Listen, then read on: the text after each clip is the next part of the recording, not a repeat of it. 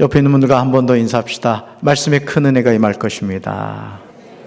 잘 오셨습니다. 사랑하고 축복합니다. 인사하겠습니다. 오늘 창세기 9장 8절부터 17절까지 말씀으로 무지개의 사랑을 보라, 무지개의 사랑을 보라, 이런 제목으로 말씀의 은혜를 나누고자 합니다. 사람은 누구나 행복한 삶을 꿈꿉니다. 그렇죠? 여러분 행복하기 원하시죠? 자, 그렇다면 행복이 뭐라고 생각하세요? 행복이 뭘까? 지금 여러분이 찾고 있는 행복한 삶이란 어떤 상태를 의미합니까? 목사님, 저는 이러면 참 행복할 것 같아요. 이런 그런 바람이 있으시죠?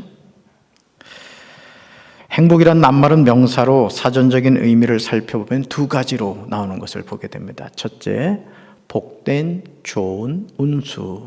두 번째, 욕구가 충족되어 충분한 만족과 기쁨을 느끼는 상태. 자, 이것을 뭐라고요? 행복이라고 말하고 있습니다. 행복에 대한 사전적인 뜻을 보면 알듯하면서도 이해가 되지 않습니다. 복된 운수라고 했을 때 운수란 이미 정하여져 있어 인간의 힘으로는 어쩔 수 없는 천운과 기술을 의미합니다. 그러니 행복이란 내가 만들 수 있는 게 아니라는 것이죠. 여기서 천운이란 하늘이 정한 운명이고 기수란 저절로 오고 가고 한다는 기륭화복의 운수를 의미합니다. 그러므로 하나님을 믿지 않는 사람은 사주팔자에 얽매여서 살아갑니다. 교회를 다니는 분들 가운데도 이 팔자 타령하는 분들이 있어요. 아주 성도님들하고 이 신방을 하다 보면, 또 얘기를 하다 보면 불현듯 내 팔자가 그렇지, 이런 분들이 있어요. 목사님 앞에서 말이지. 사람은 이미 자신이 타고난 운수가 있다는 거죠. 그래서 사람들은 점쟁이를 찾아가고 무당을 찾아갑니다. 여러분도 찾아가 보셨죠? 대답 안 해도 알아요. 점쟁이들, 무당들의 1순위 고객 가운데 하나가 기독교인들이랍니다. 공식적으로 이거는 통계가 나온 거예요. 그리고 그들이 알려주는 점괘에 귀를 기울이게 되죠. 우리 아들 이번에 수능 붙을까요? 우리 남편 이번에 진급할까요? 너무너무 궁금해가지고 하나님 잠깐만 눈 감고 계세요 하고 이제 점쟁이 무당을 찾아가죠. 얼마나 웃기는 일입니까? 첨단 과학이 발달했다고 하는 21세기인 이 세대의 사람들이 운명론에 빠져서 살아갑니다. 우리 사랑하는 강경제일교회 성도 여러분들이 팔자소간, 운명 탓하지 않게 되길 주님의 이름으로 축원합니다. 예수 믿는 사람은요, 사주팔자 없어요. 운명론 없어요. 제가 여러분 딱 보니까 다 하나님의 자녀고 여러분 천국 가게 생겼어 보니까. 아멘. 혹여라도 저하고 신방하다가 팔자 얘기만 하면은 바로 그 순간에 직위해제 시켜버릴 거예요. 자, 사랑하는 성도 여러분 지금 행복하세요? 솔직하게 한번 대답해봐요. 여러분 정말 행복하십니까? 혹시 자신이 행복한지 불행한지 헷갈리는 분이 계시다면 신명기 33장 29절에서 모세가 부르고 있는 노래를 귀 기울여 들어보시기 바라요. 모세는 우리에게 행복한 사람이라고 강조하고 있습니다. 따라합시다. 나는 행복한 사람입니다. 자, 말씀 한번 읽어볼까요? 이스라엘이여, 너는 행복한 사람이로다. 여호와의 구원을 너같이 얻은 백성이 누구냐? 그는 너를 돕는 방패시요 내 영광의 가르시로다. 내 대적이 내게 복종하리니 내가 그들의 높은 곳을 밟으리로다. 아멘. 자, 모세가 이스라엘이여 너는 행복한 사람이라고 말하는 근거가 뭐죠? 자, 세 가지로 나옵니다. 여호와의 구원을 너같이 얻은 백성이 누구냐는 거예요. 여러분, 지금 이 지구촌에 73억인가 넘는 사람들이 살아가거든요. 근데 그 많은 사람들 가운데 하나님의 자녀로 살아가는 사람이요, 생각보다 그렇게 많지 않습니다. 우리 대한민국의 크리스찬이 5천만 가운데 1,000만이 넘는다는 이야기를 한 적이 있었지만은 실제 그렇지 않아요.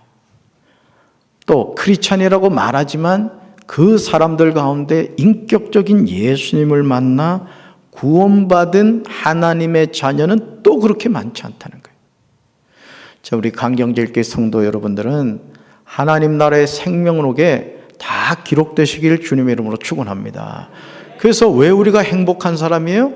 여호와의 구원을 너같이 얻은 백성이 누구냐는 거예요. 두 번째, 하나님은 너를 돕는 방패시요 내 영광의 칼이 되시기 때문이에요. 자, 세 번째요, 내 대적이 내게 복종하리니 내가 그들의 높은 곳을 밟으리로다. 이 사실 때문에 모세는 저와 여러분을 향하여 여러분은 행복한 사람입니다, 이렇게 이야기하고 있습니다. 오늘 사람들이 찾는 행복이 뭡니까? 아니, 저와 여러분이 꿈꾸는 행복이 뭐죠? 창세기 9장에서 하나님은 노아와 언약을 세우십니다. 왜 하나님이 노아와 언약을 세우고 계십니까? 그 이유는 창세기 7장과 8장에 나오는 물의 심판 때문에 그렇습니다. 창세기 1장을 보시면 하나님은 천지 창조를 하십니다. 하나님이 이르시는 대로 하늘과 땅의 모든 것이 생겨나기 시작했습니다. 하나님은 무에서 유를 창조하시는 분입니다. 믿으십니까? 하나님은 불가능이 없으신 분이에요. 오늘 우리가 그 하나님을 만나야 할 줄로 믿습니다. 하늘과 땅의 모든 것을 하나씩 만들어 가시다가 여섯째 날 사람을 창조하셨습니다. 사랑하는 성도 여러분, 왜 하나님은 하늘과 땅의 모든 것을 창조하신 이후에야 흙으로 사람을 창조하시되 남자와 여자를 창조하신 것일까요? 우리가 이것을 알기 위해서는 여러분, 신혼부부가 결혼하여 하나님의 은혜로 때가 되면 산모가 임신하고 출산할 때가 되죠. 그러면 뭘 하죠? 아기가 응애하고 태어나기 전에 준비하는 게 있죠. 뭘 준비해요? 아기의 방을 기쁨으로 예쁘게 꾸며놓습니다. 저도 결혼해서 10년 만에 어렵게 딸 하나 이렇게 낳게 되었을 때요, 제가 이래봬도 상당히 감성적인 사람이거든요. 그 애가 뭘 보겠다고 천장에다 그 모빌이라 그러죠. 180이 넘는 키로 그걸 다느라고 얼마나 힘들었겠어요. 근데 기쁘죠. 왜? 우리 아기가 그걸 보는지 안 보는지 모르지만 어쨌든 그 생각을 하면서 그랬던 적이 있습니다. 여러분, 하나님이 하늘과 땅의 모든 것을 창조하실 때 그런 마음을 가지고 지으신 거예요. 야, 요거 하늘에다 해 달아놓으면 우리 아담이 좋아하겠지? 밤에 달을 달아놓으면 아담이 좋아하겠지? 별도 이곳저곳. 여러분, 무질서하게 보이지만요, 하나님이 얼마나 질서의 하나님이신지 하늘에 이래 보면은 별자리가 다 있어요. 하나님이 그렇게 하신 줄로 믿습니다. 하나님이 사람을 지으실 때 하나님의 형상을 따라 하나님의 모양대로 우리가 사람을 만들자고 하셨습니다. 그러므로 사람은 하나님이 자기 형상 곧 하나님의 형상대로 창조된 존재입니다. 여러분은 하나님께 너무나 존귀한 존재임을 믿으시길 바랍니다. 하나님은 사람에게 복을 주시며 하나님이 그들에게 말씀하셨습니다. 모든 것이 완벽하지 않습니까? 앞으로 태어날 아기를 위하여 아빠와 엄마가 모든 것을 준비하듯이 하나님은 남자와 여자에게 필요한 모든 것을 철저하게 준비하셨습니다. 그것만 하셨습니까? 복을 주셨고 그들에게 말씀하셨습니다. 이것이 참된 행복입니다. 우리는 행복이 뭔지 그 행복을 찾으려고 하는데 이미 하나님은 우리에게 우리가 누려야 될 행복을 다 준비해 놓으셨다는 거죠. 행복은 사람이 만들어내는 것이 아닙니다. 흔히 말하듯이 사주팔자에 얽매인 것도 아닙니다.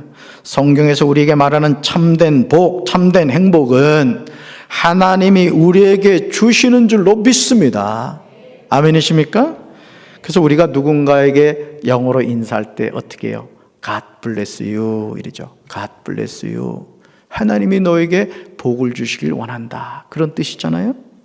자, 그런데 이 문구가 창세기 1장 28절에 나오고 있음을 주목해서 봐야 됩니다. 바로 이 말씀이죠. 같이 읽습니다. 하나님이 그들에게 복을 주시며 하나님이 그들에게 이르시되. 아멘. 자, 하나님이 그들에게 뭘 주셨다고요? 저 그들의 여러분 이름 보이세요? 저는 재진이가 보이는데 하나님이 재진이에게 복을 주셨대요. 여러분에게 복을 주신 줄로 믿습니다. 또 하나님이 그들에게 뭐 하셨다고요? 이르셨다. 여러분, 하나님이 우리에게 말씀하시는 게 복이잖아요. 그래서 저도 일주일에 한 번은 꼭 어머니한테 전화를 드리는데 전화를 드리면 그렇게 좋아하는 거예요. 왜 그렇죠? 자식이 나를 기억해 준다 이거예요. 여러분, 하나님이 우리를 기억하시고 우리에게 말씀해 주시는 것이 복인 줄로 믿습니다. 이제 우리는 세상이 제시하는 행복을 찾는 것이 아니라 성경에서 하나님이 우리에게 주시는 행복이 무엇인지 바로 깨달아야 돼요. 그러니까 여러분, 우리가 하나님의 자녀로서 이 기독교적인 세계관을 갖고 산다는 게 참 중요합니다. 오늘 우리가 거짓된 행복론, 거짓된 성공론에 빠져가지고 하나님과 무관한 길을 걸어가는 사람이 너무나 많아요. 꽁 잡는 게 매다. 아닙니다, 여러분. 하나님의 자녀는 꽁을 잡는 게 중요한 것이 아니라 하나님이 말씀하신 대로 순종하며 살아야 될 줄로 믿습니다.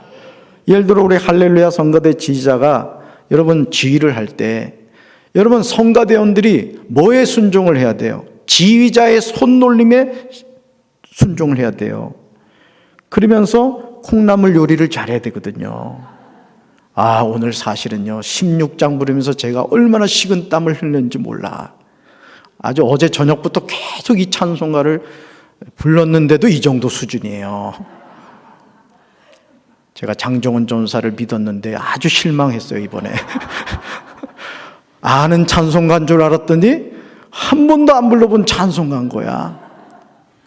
그래가지고 그냥 콩나물 그 높낮이 맞추느라고. 어떻게 지휘자 좀 잘한 것 같아요?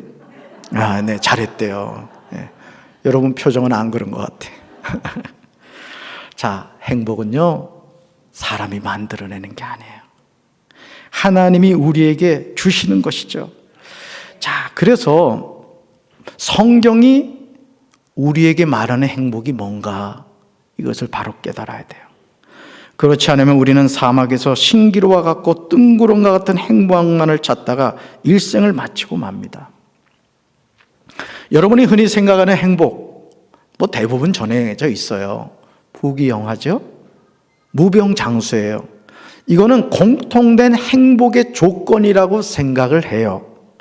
근데 여러분 생각해 보세요. 부귀영화를 얻었습니다. 무병장수 하셨습니다.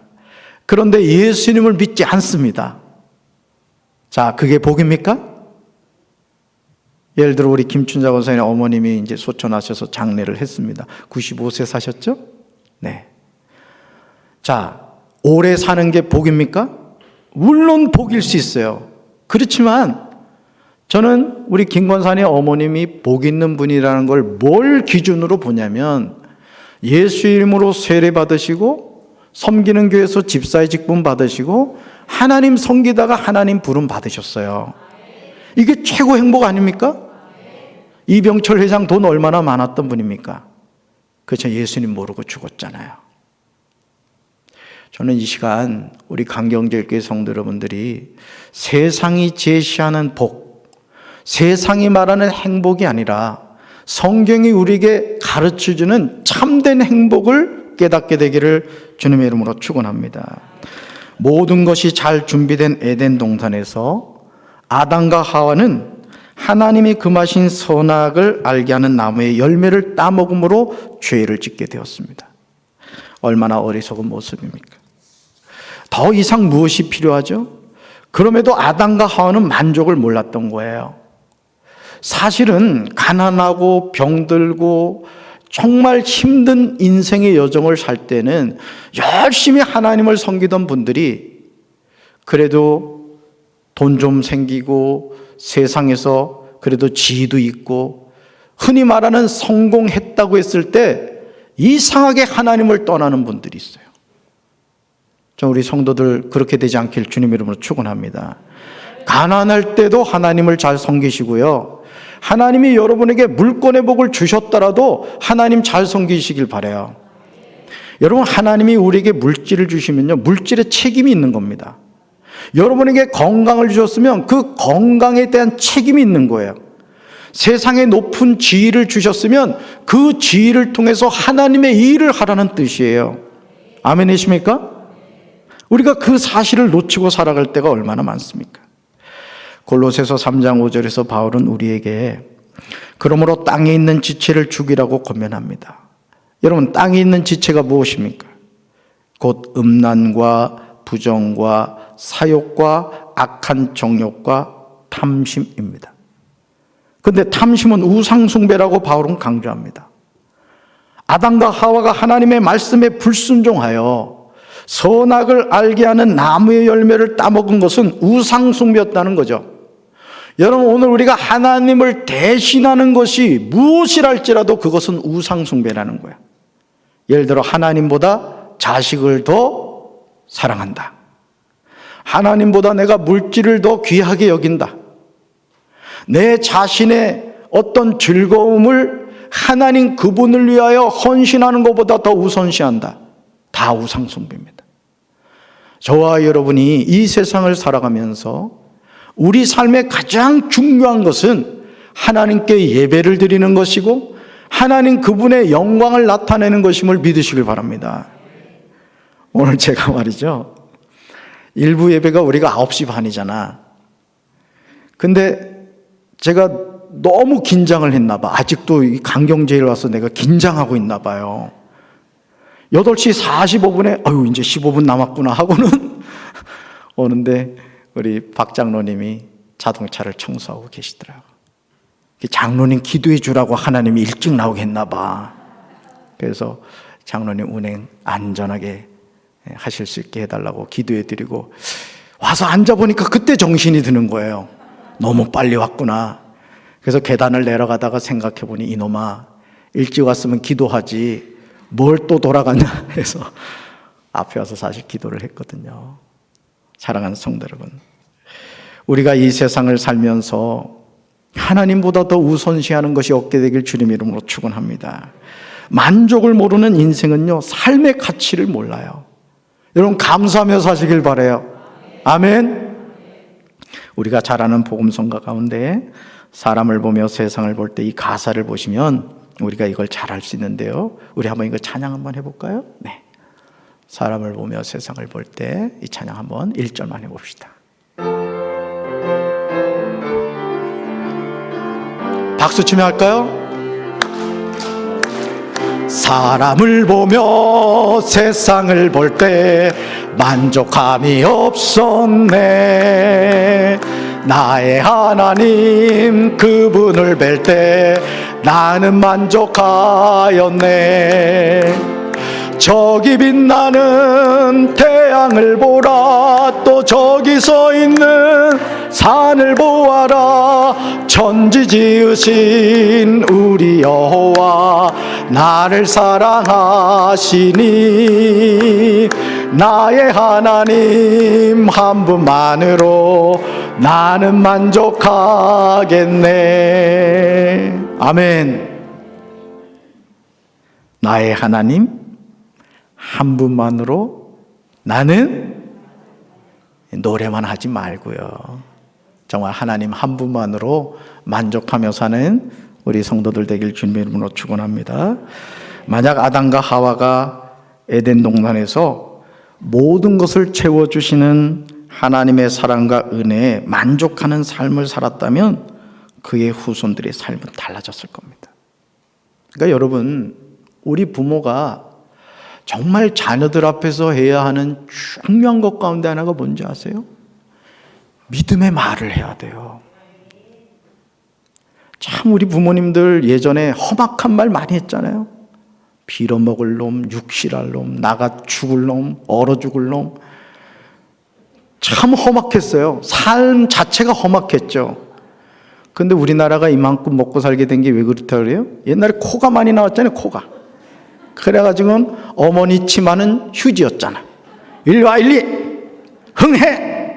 흥해! 해서 우리나라가 흥해졌대요. 우스갯소리입니다만 말이 중요해요. 제가 어제 청년교회에서도 청년들한테 긍정의 말을 하라고 했는데 우리 성도들에게도 저는 그 말씀 드리고 싶어요. 여러분 자신이 잘 되기 원하시죠? 가정이 잘 되기 원하시죠? 흥하는 말을 하시길 바랍니다. 믿음의 말을 하시길 바랍니다. 할렐루야. 우리가 사람을 보며 세상을 볼 때 만족함이 있을 수 없어요. 여러분 남편하고 살아서 어떻게 만족하세요? 그냥 불쌍해서 같이 살아주죠? 여러분 사람은 절대 만족의 대상이 될 수 없다는 거예요. 또 예를 들어 내가 100만 원 월급 받던 사람이 200만 원 받는다고 만족할 것 같아요? 한 달만 지나봐요. 1000만 원 받는 사람 봅니다. 또 이번에도 제가 그 매스컴을 봤더니 그 삼성전자의 그 사회이사로 있는 분들이 뭐 얼마를 받아요? 스톡옵션인가 해서 1인당 66억 받았대. 예, 되게 기분 나쁘죠. 만족이란 게 있을 수 없어요. 우리 만족은 오직 하나님만이 우리에게 주시는 줄로 믿습니다. 왜냐하면 세상은 바닷물과 같기 때문에 그렇습니다. 하나님이 주시는 복이 아닌 마귀가 주는 복을 찾아서 떠나면서 이 세상은 타락하였습니다. 왜 믿음이 좋은 성도들이 하나님과의 관계가 멀어지고 믿음 생활에서 떠납니까? 세상의 즐거움을 찾아 떠나기 때문에 그래요. 예배 생활을 등한히 하고 하나님 섬기는 일을 게을리하게 되고 하나님께 바쳐야 될 헌금 도적질하고 말이죠. 그런 신앙생활을 하면서 어떻게 우리가 만족하는 삶을 살 수가 있겠어요? 저는 우리 사랑하는 강경제일교회 성도 여러분들에게 복을 주시는 분은 하나님이신 것을 기억하고 하나님과의 관계가 더 깊어지게 되시기를 주님의 이름으로 축원합니다. 창세기 6장 11절에서 그때 온 땅이 하나님 앞에 부패하여 패역함이 땅에 가득하였다고 증언하고 있어요. 하나님이 보신즉 땅이 부패하였는데 이는 땅에서 모든 혈육 있는 자의 행위가 부패했기 때문이에요. 이것이 오늘 우리가 사는 세상입니다. 오늘 우리가 나누고 있는 이 창세기 말씀이 수천 년 전 과거의 이야기가 아닙니다. 오늘 지금 저와 여러분이 살고 있는 이 세상이 노아의 시대와 같다는 것을 기억하셔야 돼요. 하나님의 심판이 멀지 않다는 것이죠.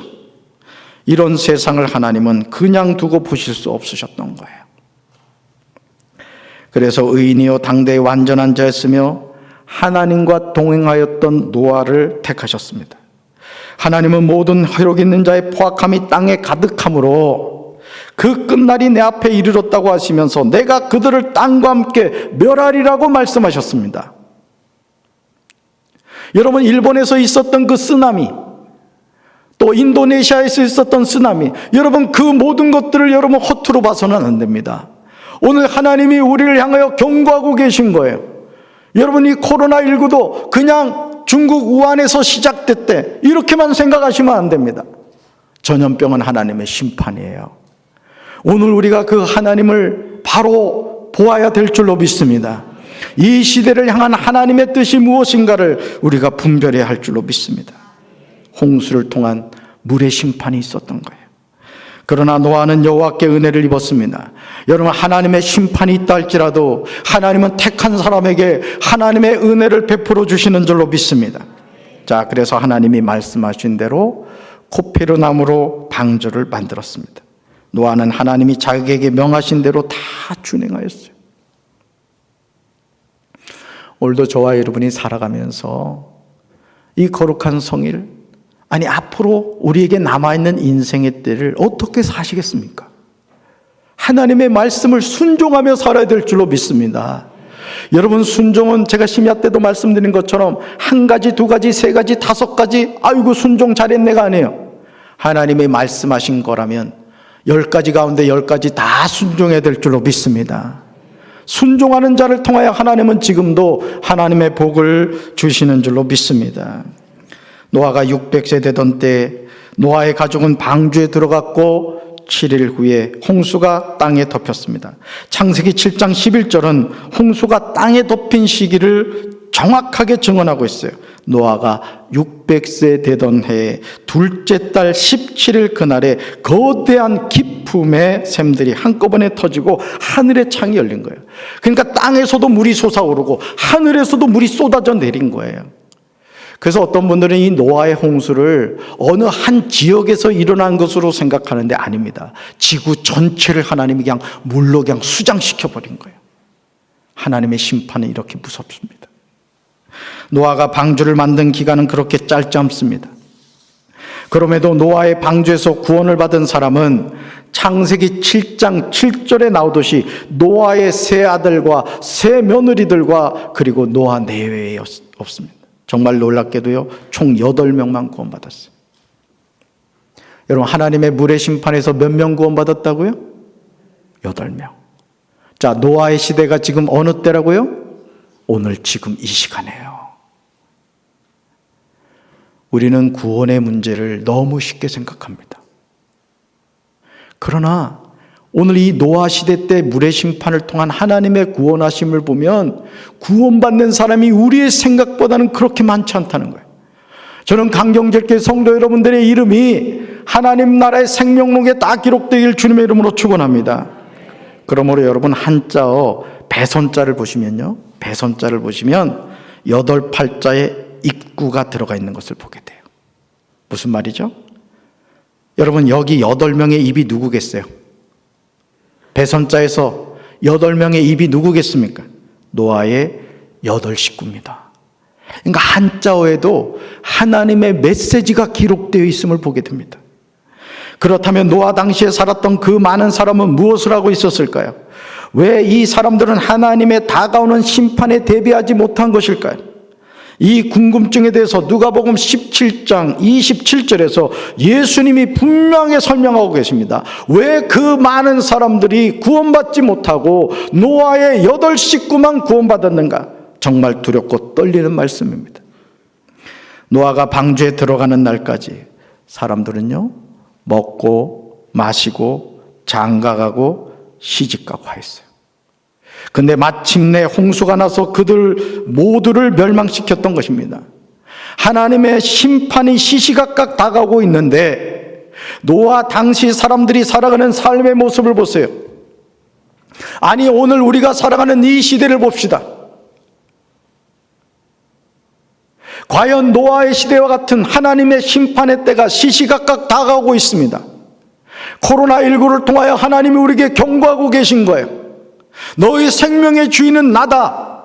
너희가 편안하게 쉬었던 그 공기, 너희가 편안하게 즐겼던 그 환경, 누가 그것을 지배하고 통치하는가를 잊지 말라는 거예요. 하나님은 오늘 우리에게 그것을 가르쳐 주는 거예요. 코로나19를 두려워하라는 것이 아니에요. 하나님을 다시 바라보라는 하나님의 메시지인 줄로 믿습니다. 그래서 이 마스크를 씌워놓은 거예요. 이제 네 얘기하지 말으라는 거예요. 이제 너의 얘기하지 말고 내 얘기 들으라는 거예요, 하나님이. 아멘이십니까? 그런데 이런 사람들의 삶의 모습은 노아의 때만 일어난 것이 아니에요. 우리가 사는 이 세상도 동일한 일이 반복해서 일어나고 있습니다.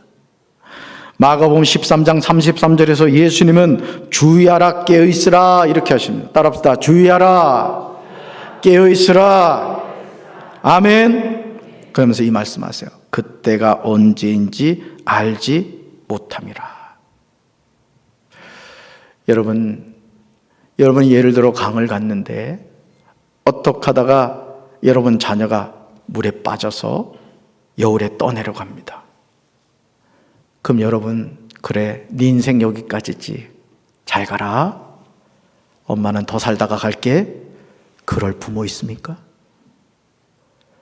아이가 물에 빠지잖아요. 사랑하는 아이가 물에 빠지면 순간적으로 부모의 머릿속에는 내가 수영을 하는 사람인지 안 하는 사람인지는 전혀 중요하지 않아요. 무조건 뛰어듭니다. 왜요? 누가 떠내려가니까. 사랑하는 내 자녀가 떠내려가니까. 건져내죠. 오늘 우리가 그런 삶을 살고 있습니다. 노아의 홍수 때인 거예요. 우리가 살아가는 이 세상이. 사랑하는 사람이 여울에 떠내려가고 있어요. 그럼 여러분 어떻게 하시겠습니까? 당신 인생은 여기까지다. 얘야, 너는 여기까지 살다가 죽을 인생인가 보다. 여러분 모른 척 하시겠습니까? 여러분 뛰어들 거 아니에요? 여러분 가정에 그런 분 있지 않아요? 여러분 남편이, 여러분 자녀가 예수님을 몰라 여러분 지옥의 불구덩이를 향해 가고 있습니다. 그럼 여러분 어떡하시겠어요? 저는 우리 사랑하는 성도 여러분들이 하나님 앞에 간절히 기도해서 여러분 가정이 인가기도 되길 주님의 이름으로 축원합니다. 여러분 우리가 누구를 구원하지 못해요. 여러분 그거에 대한 부담감은 갖지 마세요. 하나님께 애타게 기도하십시오. 우리 자녀 세상의 성공도 중요하지만 예수 믿고 구원받게 하소서. 새벽으로든 수시로 나와 기도하셔야 돼요. 하나님이 우리의 기도를 들으실 줄로 믿습니다. 사랑하는 성도 여러분, 우리 삶에서 먼저 해야 할 일이 있고 나중 해야 할 일이 있습니다. 중요한 일이 있고 중요하지 않은 일이 있어요.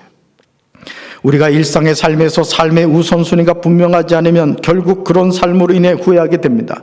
저는 우리 성도 여러분들이 거룩한 성일 예배 드리는 것이 여러분의 삶의 가장 우선순위가 되길 주님의 이름으로 축원합니다.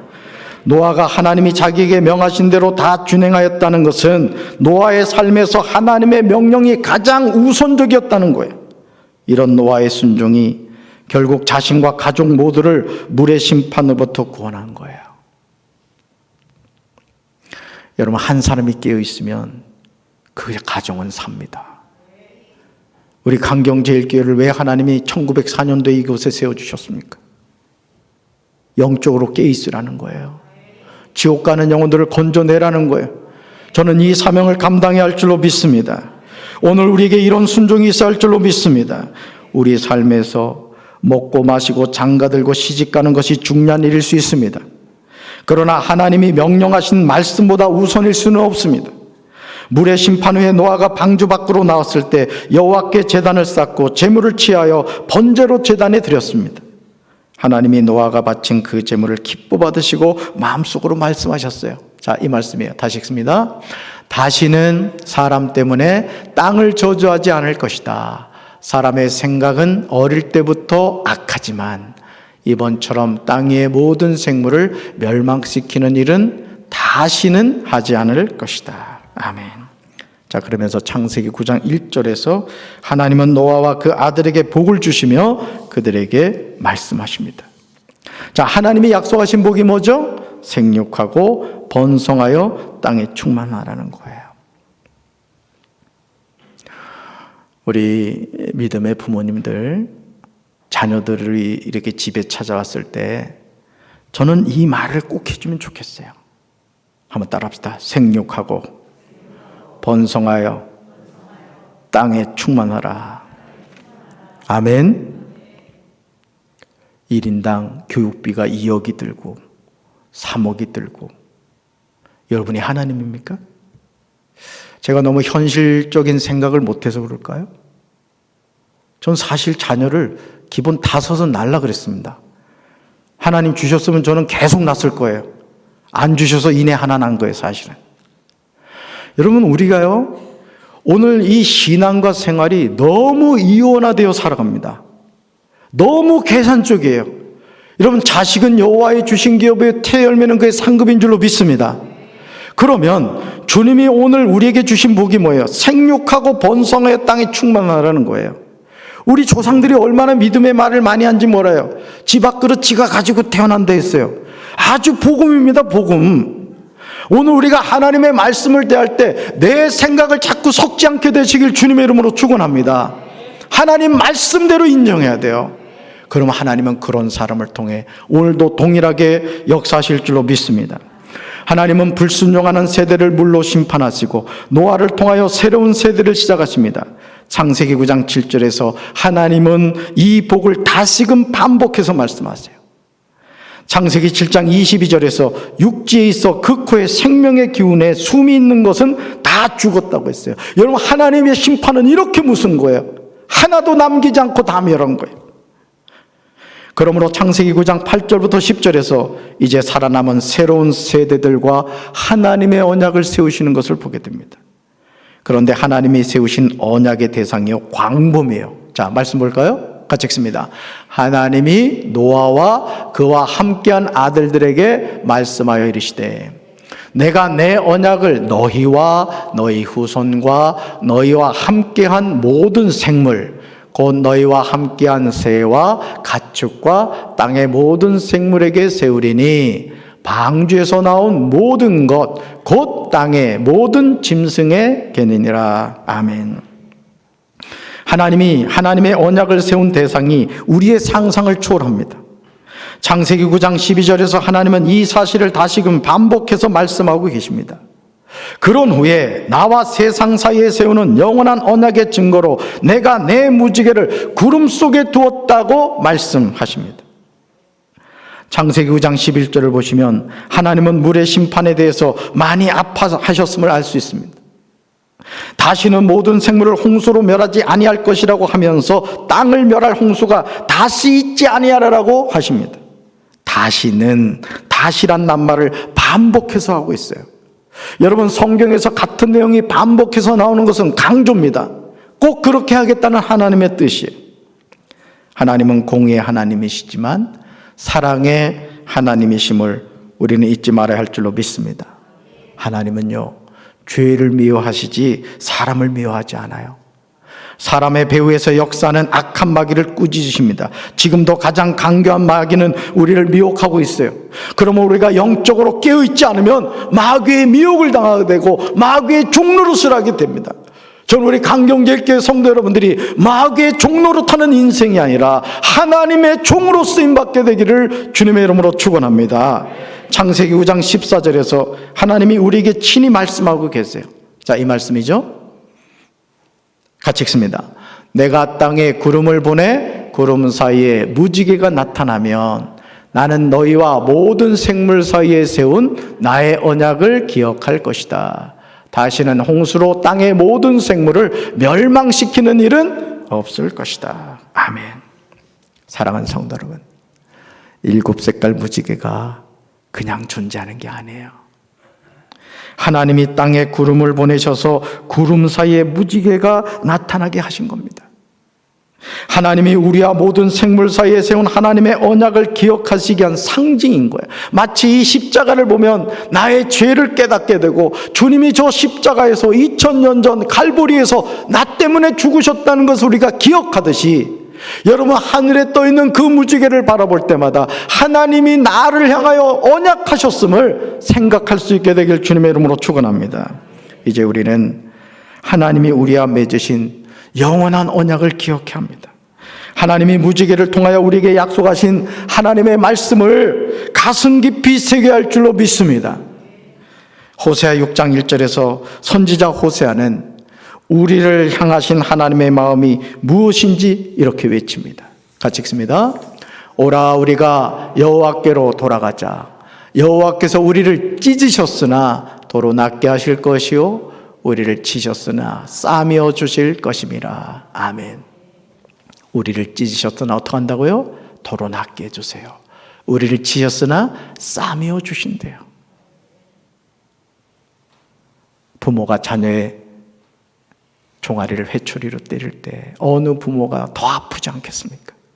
오늘 하나님이 우리를 향하여 그러시다는 거예요. 이제 우리는 믿음으로 하나님께 돌아가야 할 줄로 믿습니다.